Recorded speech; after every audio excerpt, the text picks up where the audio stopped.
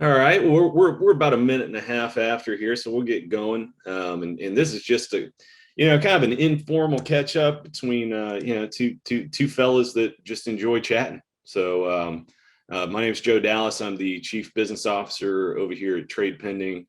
Been here for most of the company's history, and have known Mr. Kain here for quite a while as well. So why don't you give us an intro and a brief bio there, David? You bet. So, Joe, I come from a car dealer family. Was born and raised in our Central Kentucky Ford dealership. Grew up through it. Became the president of Kain Automotive Group, which was 4 dealerships, and then 2000 left to create a company that a lot of people are familiar with if they're in the Ford world. We created FordDirect.com as dealers and Ford Motor Company. And I did that for 3.5 years. And then 19 years ago, I launched Kain Automotive and humbly go around the country and help dealerships set up their internet, BDC, and digital marketing processes. So, and that's how I came to know you. And it was funny because your partner in crime is a fellow Kentuckian and someone that I have a lot of respect for, and certainly you all have a wonderful tool. Ironically, I was working with the group, the Beachmont Automotive Group today, and we went into the CRM and we were looking at trade pending leads. So there you go, man. You guys are all over the place. We're trying. We're doing our best, but yeah. And before we kind of get into a couple of things, there's been some news about our favorite conference. I don't know if that's been broadly announced or not, but I'm certainly interested in it. So tell us what's going on with the Friends and Family Workshop. Yeah, so actually just a few people are aware of it, but we typically have our event each November, and Joe, you've been there, and the fun thing is you are a fabulous musician and kind of a good singer, and you get up and you sing with the band when they come to town. But this year, what we found was the venue that you've been to on a number of occasions, and several people on the call have been there. It's got issues with being able to have enough people there, given Kentucky COVID rules. So we were thinking, well, we're going to go ahead and do the virtual as well as the in-person, and we just couldn't make it work. It was just becoming too complex. So we decided, heck, give us another few months. We'll get COVID kind of buttoned down a little bit. So we're going to move to the spring, first time ever. It'll be our 17th annual conference, and it'll be Kain 2022. And it'll take place in April of next year. And we're going to weave in some Kentucky stuff that we've never, ever done and make it more of a fun event. We're going to have an afternoon at the horse races, and we're going to go do a bourbon tour. And my friend and yours, Sean Niffen, is going to help me plan a little bit of a bourbon tasting type thing. So I have the spidey sense that this is going to be something that we're going to want to do 2022 and beyond, because that's what I'm thinking. And a lot of people have been to Brian Pash's event over in Napa, and my feeling is I love the wine. I think that's good, but it's hard to beat a good Kentucky bourbon. No doubt. Well, that's exciting. We're looking forward to it, and I'm looking forward to my speaking spot. It's going to be way better now that it's 6 months out. I have some more time to work on. You'll be that much smarter, Joe. No doubt. Well, a couple of things, which we're kind of out over our skis already here, but we are recording this. So if you have to leave, you'll be sent a automatic recording. And totally, it's a great group of people we have on here. You guys send some questions in. I've got the Q&A panel open here. So if you have any questions, just feel free to drop them in there. And a couple of things coming up for us. December, typically is a little bit slower month as far as trade shows and such goes. Women in Automotive is kind of the jewel of December trade shows, so we will be there. Looking forward to that. And then just from a marketing standpoint, we're teasing a big end of the year thing for some of our dealers. So keep an eye out in your inbox for some big announcements coming on that. And then lastly, we're doing a November 1st Day of the Dead deal for some new signups. So Also be on the lookout for some pretty enticing, spicy deals, as we say. So with that, let's chat about what's changed in the last year. It was last October that we talked. There was a little bit different. We were just getting good at doing everything remotely. Yes. And then slowly it's kind of trickled back. So tell us about the last 12 months for you. Yeah, so it's really weird. This is my 39th year in the auto business professionally. Spent a lot of years as an unprofessional, being a dealer's kid and kind of a kickabout. But in this world, Joe, 2021 is as complex as 2020 was. 2021 really has introduced so many variables that our clients have had to work through. And when you sell to some degree from a half-empty wagon, and in a lot of cases, a wagon that's almost 90% empty. I was looking at a statistic the other day that said Subaru dealers have a 5-day supply of inventory, and Ford had 38 days. Most of us are in a situation where we're used to having 100, 200, 400 vehicles on the lot. You walk out, and the challenge is helping the guest alight on one or two of those vehicles and narrow them down. Nowadays, everything has kind of changed, and the warning that we like to say to our guests is, or to our clients is, when the guest is engaging with you, you got to check your tonal quality and make sure that we don't walk away from selling. Selling is the way we look at people. Selling is the way we talk to people. Selling is the tone and inflection in our voice. And what we're hearing when we listen to phone calls in some cases is people are almost accusatory to the consumer. Well, if you're not ready to buy, someone else will take that vehicle. That works once. It won't work on a continuum. And what we want to do is to make sure that our clients recognize that people are going to buy a car. And if you come in and you treat them well, they'll buy something from you. They might not buy the exact vehicle that they shopped online for. They'll buy a certified pre-owned, they'll buy a used vehicle, they'll buy a new, different color, different spec, but they will buy from you if you're nice to them. And so Marchex in February released a study that said number one reason why people buy from a dealership is they trust the salesperson in the dealership. Equal to that was the competitive price, not the absolute lowest price, just competitive. And then the third one, which was 1 percentage point below, was quality of communications. And I was noticing something the other day, and you'll appreciate this. You communicate with your significant others and friends and family and so on and so forth. The biggest distance between two people is miscommunication. Mm-hmm. And I think that's so accurate. And it's a good way to kind of teach our clients that, hey, the business is different, but let's make sure we never back away from good quality communications. It's so good. Do you think part of that's sort of seeded by just the supply and demand issues, and dealers generally just feel like more emboldened maybe to be loosey-goosey about it?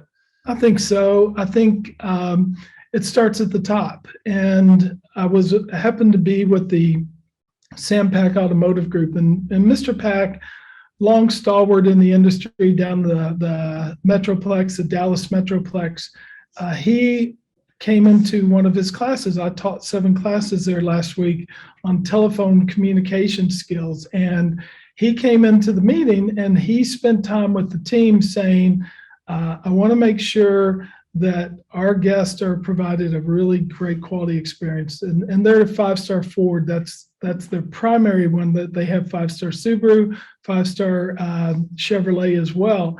So they want that 5-star experience. And what we've got to do is to make sure that the leader of the organization conveys to the sales management, the acquisition team, everybody throughout, that the guest is important. We still need to get great reviews. Yes, if we clock them too hard, they will not be able to come in and trade again.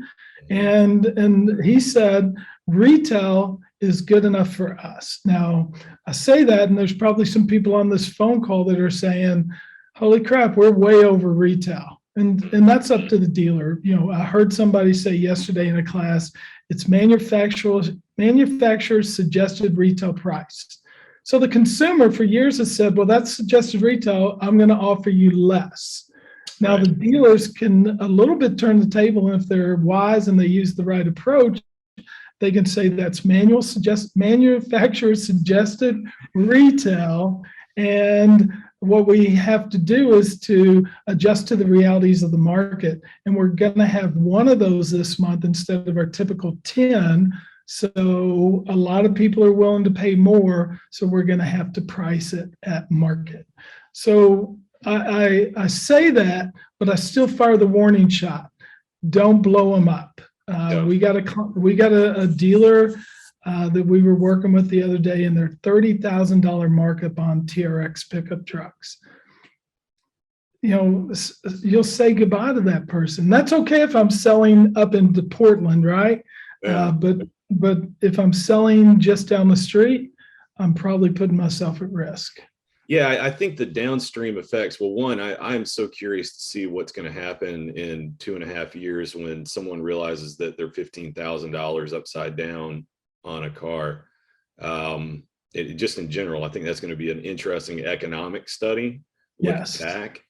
But I was also speaking with someone, a digital dealer last week, who had similar sentiments. It's like, do we want to just be in the moment and capitalize on the du jour of what's going on right now, but then you look ahead and it's like you're killing your customer lifetime value, because when that moment happens and they're way upside down, they're just going to point the finger back at you. Like you've totally blown up like potentially years and years and years of building up your customer base by taking advantage of a moment in time, essentially. Yeah, and the truth of the matter is, we don't own those businesses, Joe, so that's kind of up to the owner.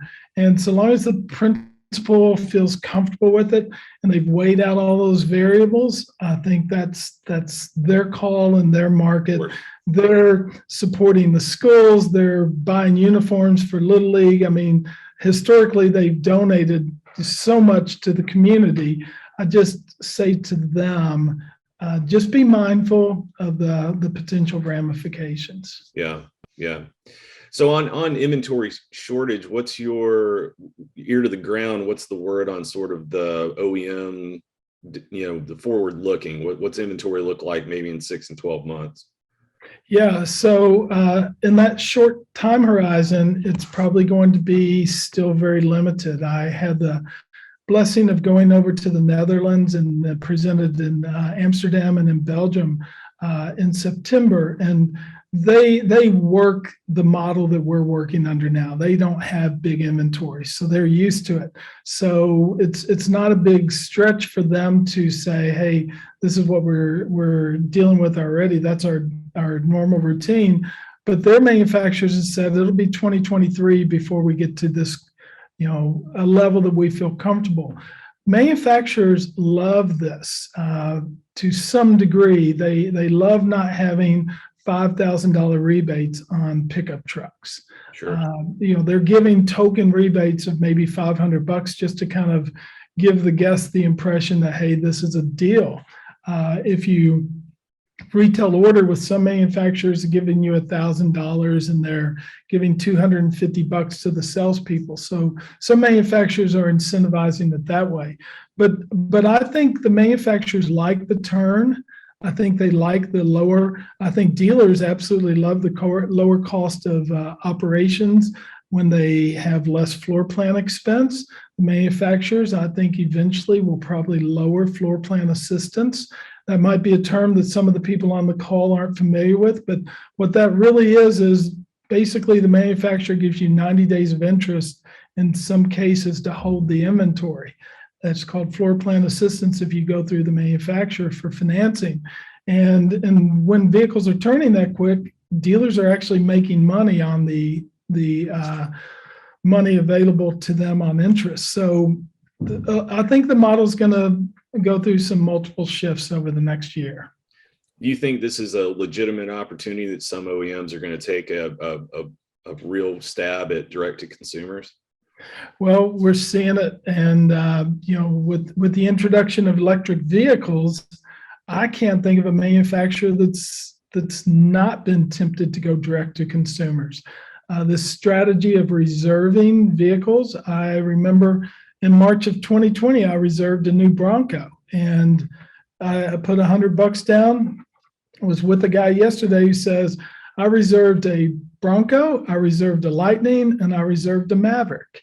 And I'm going to take all three and I'll figure out what I'm going to do with them. Wow. But in their mind, they'll go through a dealer. They don't even know what the price evidently will be ultimately, but they bought into the convenience and the notoriety of getting the first edition, so to speak.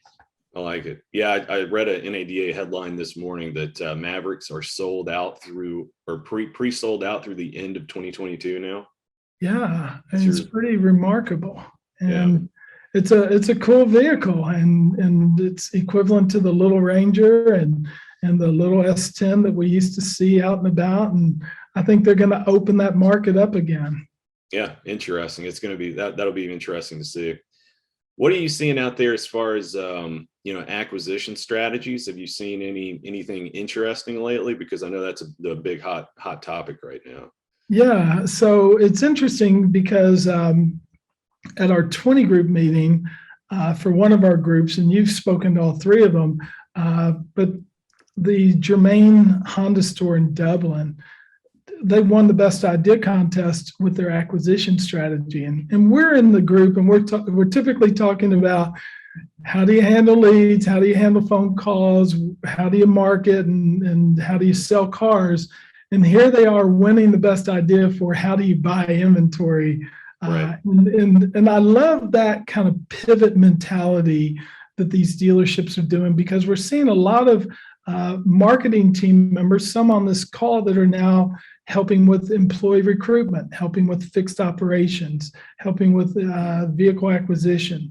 But what we're finding, Joe, is tools like TradePending are essential. Leveraging email communications, doing e-newsletters, letting guests know, value your trade, we'll induce it, we'll give you an extra $500 depending on what the value is. And then going into equity mining tools, doing the service lane walk and seeing, okay, today we've got 30 vehicles in here, here's 5 that we absolutely want to buy. And going up to the guests and having a gentle dialogue and giving them an opportunity to trade in their vehicle or sell their vehicle outright.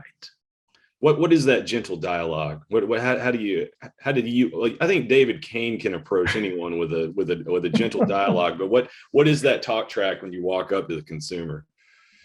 So it depends on which side of the transaction you're on. So Joe, hey, I noticed you're bringing your vehicle in to have it repaired. While it's in, what I'd like to do is I'd be glad to pay for your repair so you don't have to worry about it. But it also put you in a position where we'd like to own the vehicle. And so while you're getting your vehicle worked on, if you'd like to consider a newer model that's going to be at a payment near where you are now, that has all the new equipment, vehicles prices for trades are at an all-time high. We're able to give you a good deal on a new vehicle.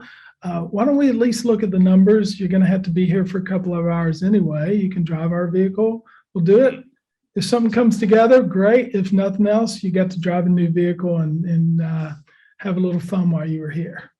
Yeah, that's great, man. Yeah, and if it's on the other side of it, hey, Joe, thanks for bringing your vehicle in here because your vehicle is so well cared for.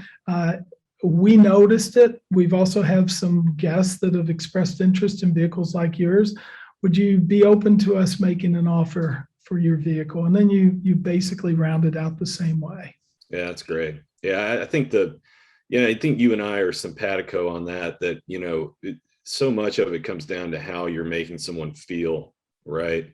Yeah. And it's a little bit of an intangible sometimes, but just making them feel comfortable and at ease is so huge.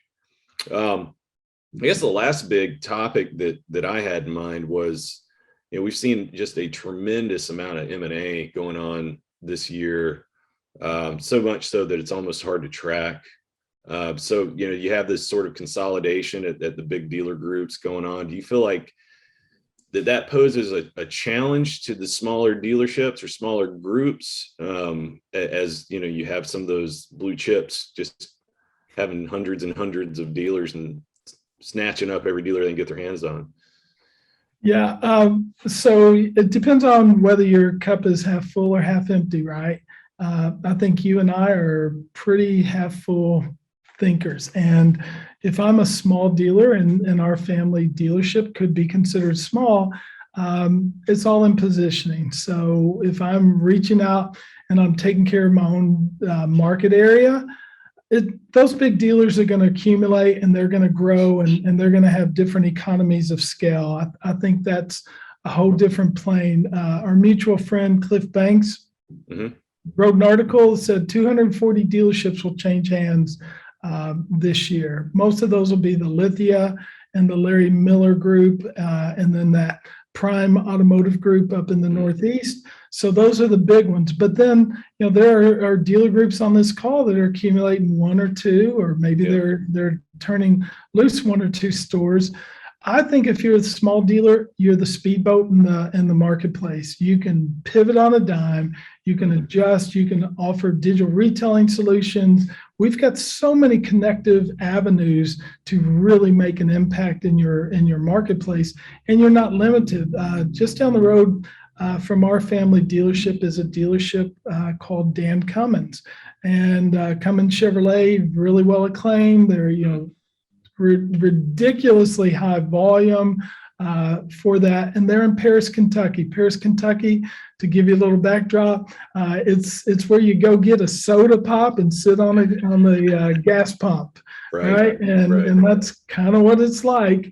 And my grandfather had a farm there, and that's where they blow through a lot of inventory. So it really comes down to your business model, how optimistic you are, how effective you are with your marketing, and getting the guests to believe that you're the right place to buy the vehicle. Yeah, and I guess that kind of goes hand in hand with the last thought, which is, with the consolidation, and also with just the persistence of Carvana and CarVooMax and Vroom. Bastards! No. I guess you feel like you could apply, like, is that also the competitive advantage for any dealership? Yeah, and here's the crazy thing is they just advertise better. Right. They have the marketing power, everything that they're doing. If you roll the tape and, for humor, I could send you the video of when we announced the launch of Ford Direct, and you see this Apple computer, and we're showing the guests getting their trade appraisal online, their financing online, picking their vehicle. That was 21 years ago, Joe, and we thought the consumer was ready for it. Even today, most consumers still want to work with someone who knows what they're doing. Carvana and those guys, they're good. I think dealerships need to embrace some of those strategies and replicate it, and make sure that they go to their database. There are some dealerships that have spent the last 12 months really going after their database and recognizing there's so much loyalty out there. And if we just would simply communicate with those guests and let them know that we have options, we'll bring the vehicle to you, we'll do remote selling. I did a presentation last week on co-navigating. And I taught this to a client earlier today. Don't send them the trade pending link and look at it. Send them the trade pending link, get on the phone with them and say, you see, click here, let's go through this together, and make sure that we're guiding them through it. And if the guest falls down emotionally, you're going to hear it in their voice. Yeah. You're going to pick them up. And that's an important part of this. Definitely. And from our perspective, it's been an interesting, year where you've had sort of a headwind, or it's a tailwind of just, you need high conversion tools to give you opportunities, but it capitalizing on that is still all about your process and all about your communication. But the ones that are doing it well, that aren't letting this time kind of make them a little lazy, are going to be so much better off downstream. Well, I think that's a pivot that your marketing team needs to do, is to, they're maybe not spending so much on search engine marketing, buying leads, and going out and putting the bets into the third-party classified sites.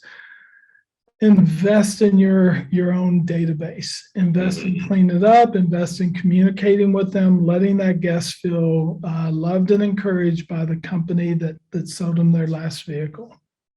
Awesome.